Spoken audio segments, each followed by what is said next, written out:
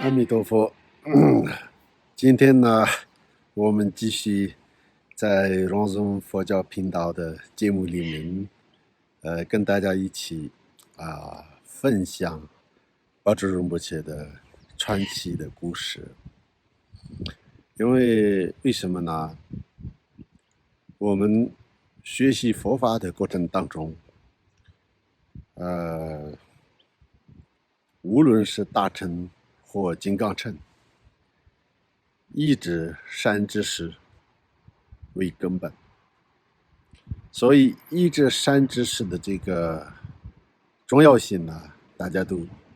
知道。但是这个过程当中，更重要的是什么呢？就是我们学习善知识们的他们学习佛法的这个修学的路程，点点滴滴的这个细节的，这是我们学习的一个榜样。在这个当中呢，就巴珠仁波切是具有代表性的一个殊胜的上师，一个大乘救治。我们上次这个第一次和二次的这个节目里面呢，也讲了巴珠仁波切的一些基本的一个相关的这个事迹啊。那今天我们呢继续讲这个巴珠仁波切。上次说是在卓心寺出家，但他原本呢就是属于扎居卡的一个部落，叫做春沙公马，或格吉公马就是在这个中间的，没关系，这是一个藏文的名称。除此之外呢，就是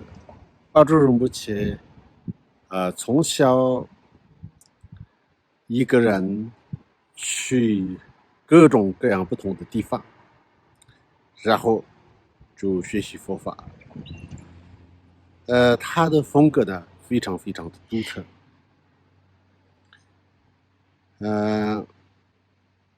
巴珠仁波切有很多上师，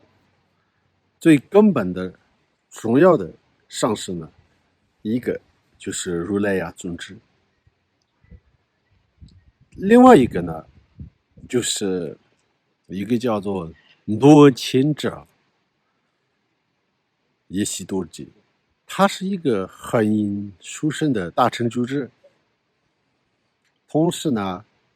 他的这个怎么说修行的风格呢就比较凛冽的。怎么说呢？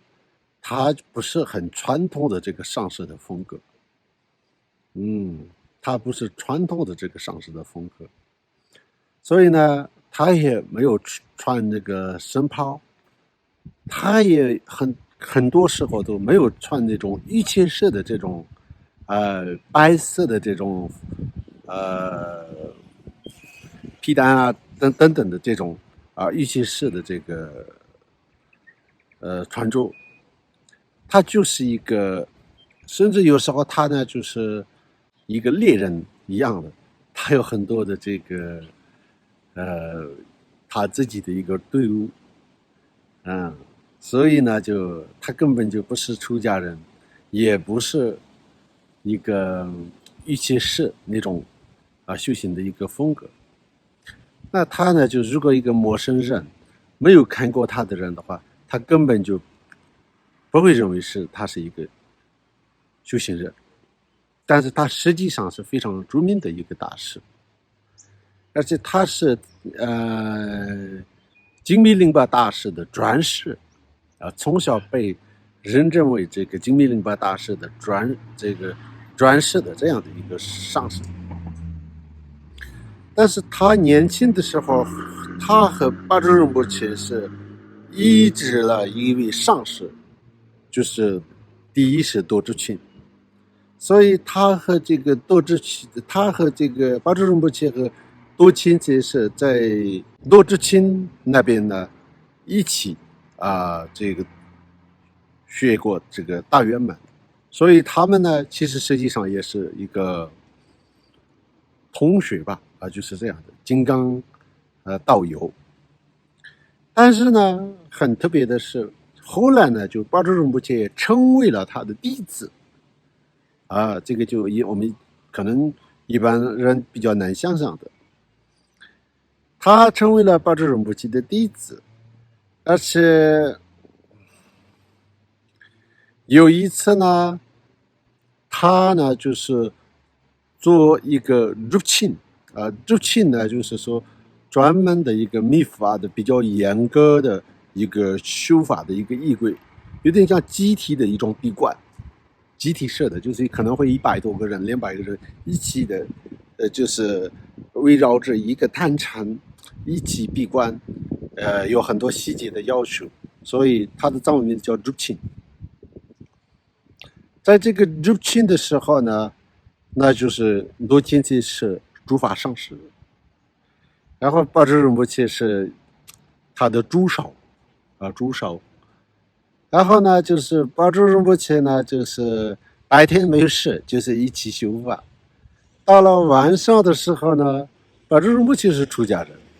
非常守规矩的这样的出家人，他就是喝酒这些呢就从来就不会喝酒的不可能的。但是呢，多金姐呢，他就是晚上喝了酒，有一点点有那种醉意，就是看起来就是有点喝醉和乱醉。为什么呢？因为他的讲话呢，就是没有什么逻辑，然后就是开始就是吵闹，然后就是看到谁就要骂他的那种。结果巴珠仁波切在旁边看着，他对上师其实是有信心的，当然是有信心的。他觉得很多人这是一个很不可思议的一个大成就者，连他都喝酒喝成这样难怪佛陀是严格的说这个喝酒的过患所以喝酒好，这个他的过患就很严重，连这个多金在上师这样的一个大师，好的这个不可思议的上师都喝醉呢，还是会就是出现比较那种无法自我控制就是这样的一个放逸的一个状态吧他就是这样想。那样想的时候，其实多金呢根本没有喝醉，他的意识是加倍清楚，他完全在一个智慧的状态，这种光明智慧禅定的一个状态然后呢，他完全知道巴珠仁波切在想什么，因为呢，多金实际上有他心通。我自己也看过多金的专辑，这个专辑里面的这些细节我看过，就是非常不可思议的。他就是有他心通，所以他立刻就知道巴珠仁波切的起心动念。他觉得巴珠仁波切他们不是那个时候不叫巴珠仁波切，叫巴给就是他们的朋友，就在这里面的其中一个喇嘛。然后他那个时候就是然后呢那个时候其实是这样，他一开始呢就是叫巴珠仁波切过来，然后就是开始抓巴珠仁波切的这个头然后就是要开始用力的要甩一下巴珠仁波切，没有很用力打，但是就是甩。那个时候呢，就是而且他闻到了这个酒的味道，所以就是喝醉的那种酒味道。巴珠仁波切就是有一点反感嘛，就是实际上这个这么大的上师都是喝酒的时候就是很某种程度上可能想到有点难看就是这样的，有点恶心，可能是这样他觉得他是一个 top 前辈，就是他实际上是一个大成就者，但是呢喝酒就是这样。那个时候呢，他就立刻就知道巴珠仁波切的这个起心动念。他说：“你们这些藏文是用多给就是一种有学识，但是没有修真正的落实在这个自己的这个心上所以这种叫做多给吧。”多给吧，就是懂得比较多，但是这个实际应用上是有问题的。这就是藏文里面特别有一个名称叫多给吧，可能边境逻辑学识比较多但是实际上呢，就是没有好好的去修的这种叫做多给吧。而且呢，用自己的学识去就是观察他人，找他人的这个毛病，挑那个别人的这个毛病的，喜欢这个讲别人的，喜欢批评别人的人，叫做倒给吧。他说你们这些倒给吧，你就是这个现在的，你看看你现在的这个7000多年的这种一个妄念，他说那么懂俺吧，你还说是什么，就是有学问的人，类似这样的一个开始自骂巴珠荣不起。然后那个时候呢，还是叫他老狗啊，明白吗？老狗用藏文叫 chicken， 就是老狗。为什么叫老狗呢？因为他就是有点骂他的时候，就是说你就是老狗。但是实际上呢，巴珠荣不起那个时候本来是天亮了，再加上就是日出的这个太阳从东方的这个山头出来的那样的一个感觉。他的传记里面就是用这样的一个比喻，意思是说他之前从如来呀尊者那边听过大圆满法，所以他对这个智者心性的这个窍诀是有所基础，有所概念，天已经亮了，但是日出是还没有真正的来到眼前的。所以呢，其实这个论经者的老狗这一句，让他就是明白了这个智者心性的这个道理。其实这是很有意思的，因为什么呢？这个老狗和智者心性的窍诀，你从文字上的逻辑上没有任何关联。但是那个时候，因为巴珠荣不起是居住一个更期的一个好学生嘛，然后多钦者呢就是一个大成就者，所以用大成就者用这种方式，然后就是支持信心，认识自己的心性，让他认识信心。所以从此以后，就是藏文里面说呢，就是南朗比当的尼玛下吧，南朗啊，就是天亮了，天一亮了，但是呢，就是尼玛下吧，就像大家应该记得慧能大师，他就是他说他智慧已经有了，但是没有印证，对吧？就是他一开始在这个在自己的故乡的时候，听到别人在念这个《金刚经》，他有所这种一个特殊的一个开悟了，他其实某种程度上开悟了，但是没有印证。所以呢，他到了这个弘忍大师那边，然后又再透过《金刚经》的这个口诀，然后就是晚上那个传这个心法，透过这个心法呢，他就是达到最究竟的这个境界。巴珠荣不起有点像这样的，所以他有几个上师，但是其中第一个如来呀尊者，如来呀尊者呢，除了他是巴珠荣不起的窍诀的上师，他也是这个基础教学，尤其是这个谦信的部分呢，主要是从那个如来呀尊者学习的。根据巴珠荣不起的传记啊，他在巴珠荣不起在如来呀尊者那边听过25次大圆满谦信无价性的课程，我们用现在说法来讲，就是无价性的课，他上了25次啊，而且每一次呢，从人生难得、宿命无常、轮回过患、因果不虚，什么街头利益的那个，一直上师，然后就不共内家心，比如说皈依、发心，还有金刚萨埵、供曼达、古苏利，这些所有细节都，每一次上师讲一遍，他也修一遍。修一遍的意思就是说非常完整的修，不是说一下子修一下，不是这种概念，就是上师今天讲多少，他就是今天也就是一样跟着就是一起修，修到可能是上师一次的讲法可能有100天，那也就是他跟着100天，就是这种概念啊。传统是这样的，这个传统的藏文名字叫做出讲，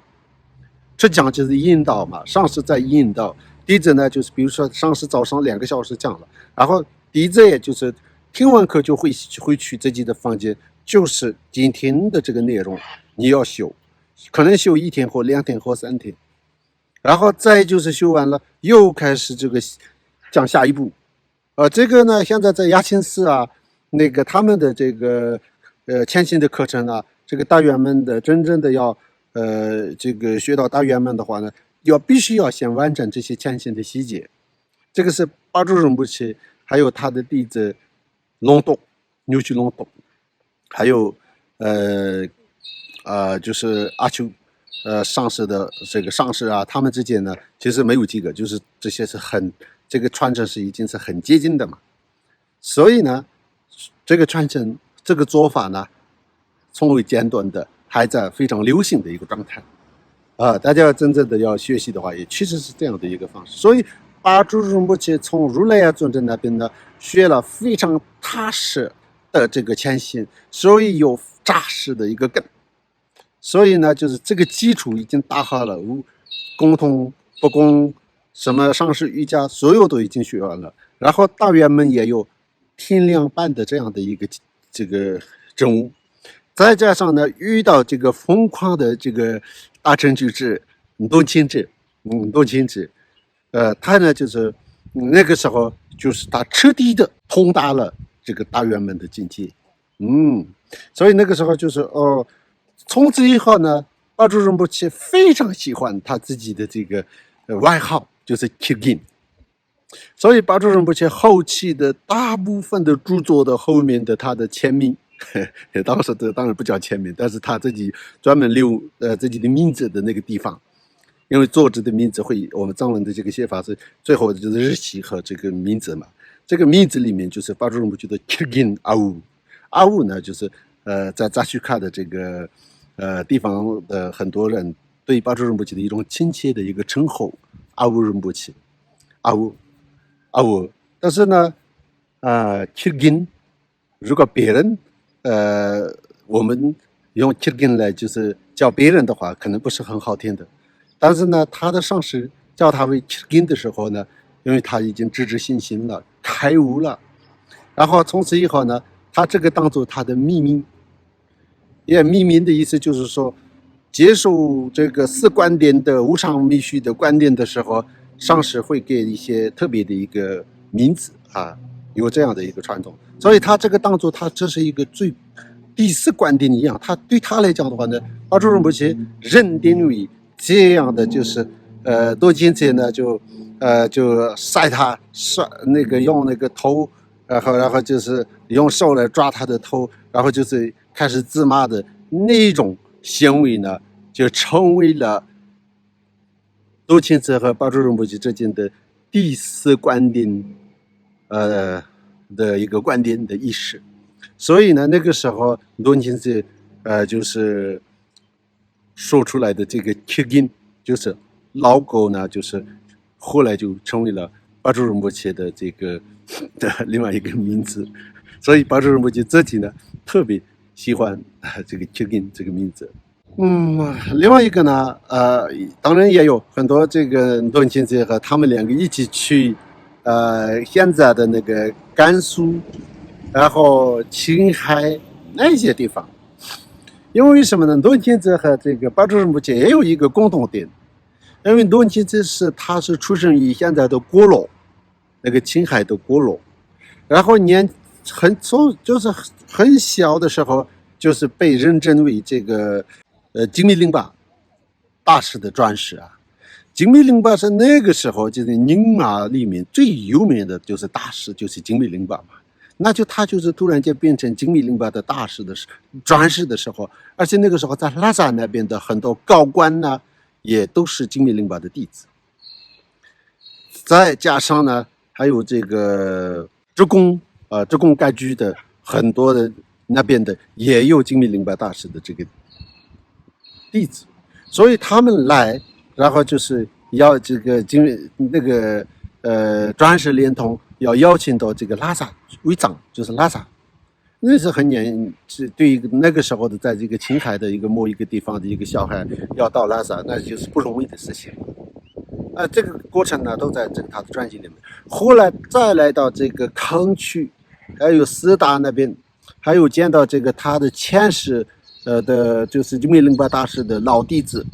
比如说如来啊、宗智啊、多智钦啊，他们都在嘛。然后呢，他必须要去他们那边要受这个前世的这个精密灵巴大师的传承。然后那个时候呢，他受到这个德格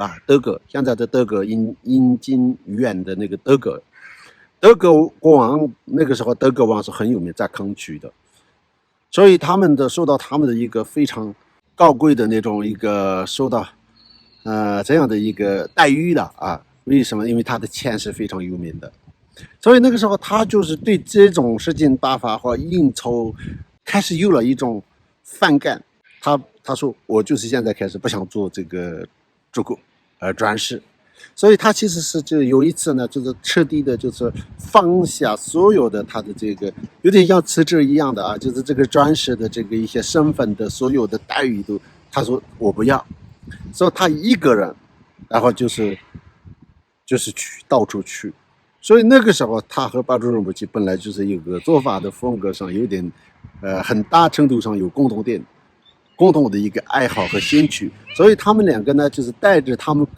们两个志同道合的一些简单的这些修行人，然后他们两个到处去的时候呢，从现在的那个斯大，然后去了若戈，然后去了那个阿巴州的那些境内的，再就是去到那个很远的，那个时候就是那个现在的拉卜楞那边，去了拉卜楞，还去见了那个贡汤活佛，当时的贡汤活佛，然后再去到日宫，就是那个青海的另外一边，就是这样，然后呢再回来，有这样的一个，他们两个那个时候一起去一些地方的这个细节呢，就是东西这些东西的专辑里面其实是有的，这就是我们就讲到巴珠仁波齐一直上舌的这个过程当中比较有名的一个公案，一个就是他和伦琴寺的这个故事。除此之外呢，就是巴珠仁波齐呢，在周辛寺、谢钦寺，还有这个塞须那些地方都巴珠仁波齐带过很多地方啊。所以呢，巴珠仁波齐有些地方去的地方、带过的地方、住的地方，都不是只有宁玛的寺院里，不是只有这个宁玛的什么这些一个传承的一些范围的一些部落里，巴珠仁波齐呢去到那里都是虽然是偷偷摸摸的去一般人也很难认识到他是巴珠仁波齐，但是一旦就认出来的话，那巴珠仁波齐呢，所有人觉得他的一个共同的一个根本上师所以这就是巴珠仁波齐最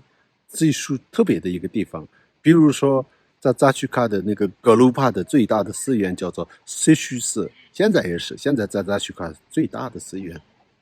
但是这个塞须寺呢，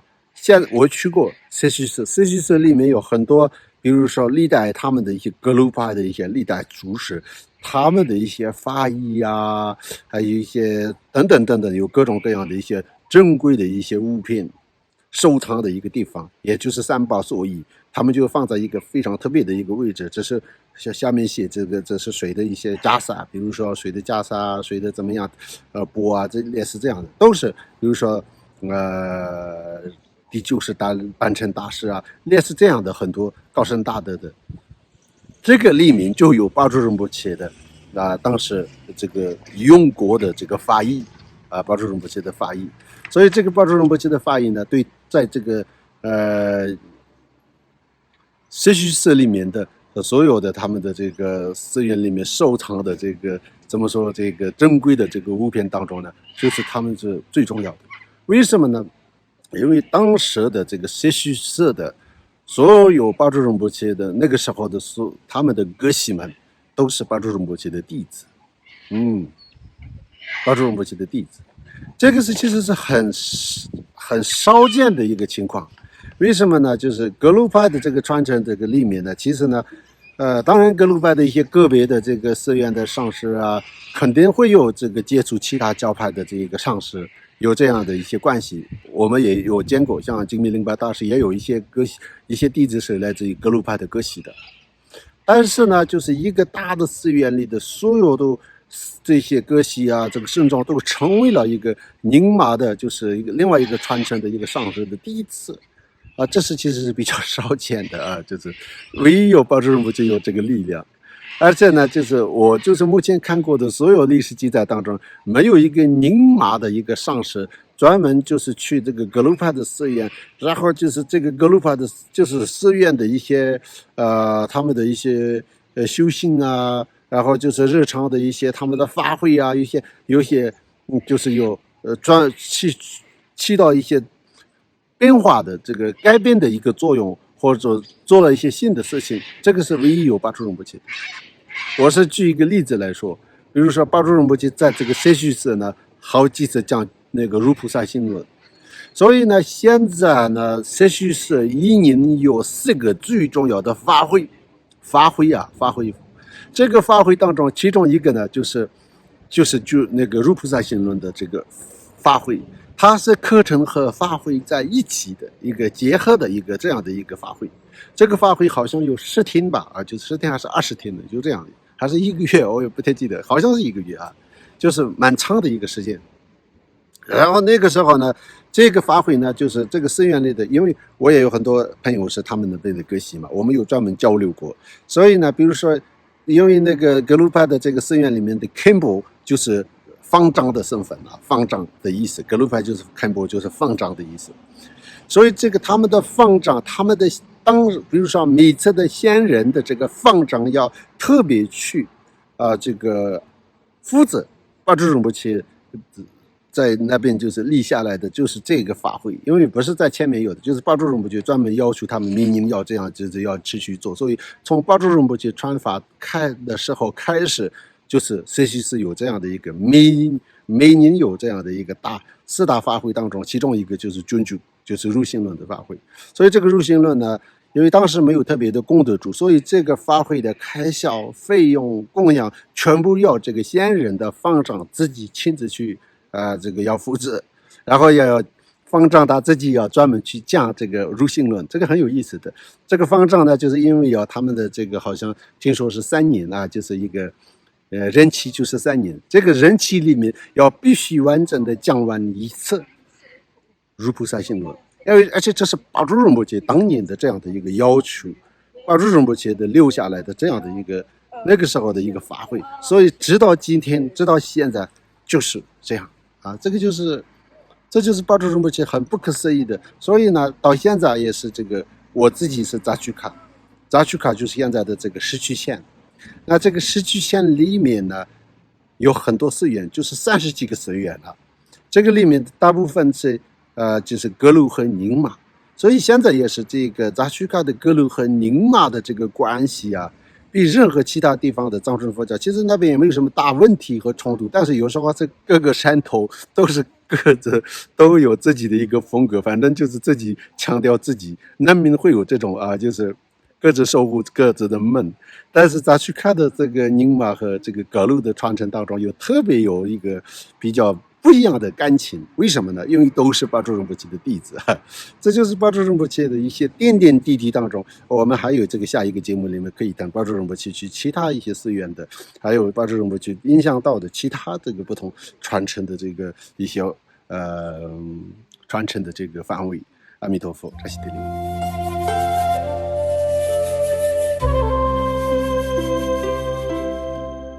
南无